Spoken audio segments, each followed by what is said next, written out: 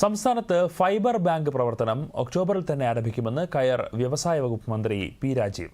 കേരളത്തിൽ നിന്നും ഗുണമേന്മയുള്ള ചകിരിയുടെ സംഭരണത്തിനാണ് ഫൈബർ ബാങ്ക് ആരംഭിക്കുന്നത്.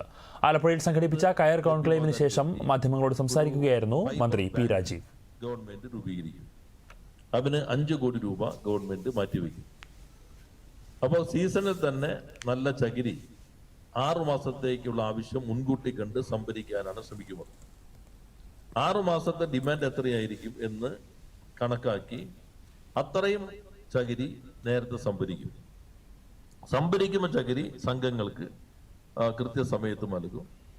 ഒരു നിശ്ചിത ഇടവേളയ്ക്ക് ശേഷം അവര് പണം നൽകിയാൽ മതി. ക്രെഡിറ്റ് സംവിധാനത്തോടെ ചകിരി നൽകും. അപ്പൊ അതോടുകൂടി ഗുണമേന്മയുള്ള ചകിരി കൃത്യസമയത്ത് തന്നെ നമുക്ക് ഉറപ്പുവരുത്താനായിട്ട് കഴിയും. അതിന്റെ തുടർച്ചയായി റിവോൾവിംഗ് ഫണ്ട് 10 കോടിയുടെ ആ റിവോൾവിംഗ് ഫണ്ട് വഴി കയർ സംഘങ്ങൾ കയർ ഫെഡിന് കയർ കൊടുത്താലോ, കയർ ഉൽപാദന സംഘങ്ങൾ കയർ കോർപ്പറേഷൻ ഉൽപ്പന്നം കൊടുത്താലോ ഒരു 10 ദിവസത്തിനകം സംഘങ്ങൾക്ക് പണം നൽകാൻ കഴിയുന്ന രൂപത്തിൽ ഈ ഫണ്ട് വിനിയോഗിക്കാമെന്നാണ് വിഭാവനം ചെയ്യുന്നത്. കയർ മേഖലയെ ആധുനികവൽക്കരിക്കണമെന്നതാണ് കോൺക്ലേവിൽ ഉയർന്നുവന്ന പ്രധാന ആവശ്യം. കയർ ഉൽപാദനം സംഘടിത സ്വഭാവത്തിലേക്ക് കൊണ്ടുവരണമെന്നും അതിനായി ക്ലസ്റ്റർ സംവിധാനം ആവിഷ്കരിക്കണമെന്നതാണ് പ്രധാന തീരുമാനമെന്നും മന്ത്രി പറഞ്ഞു.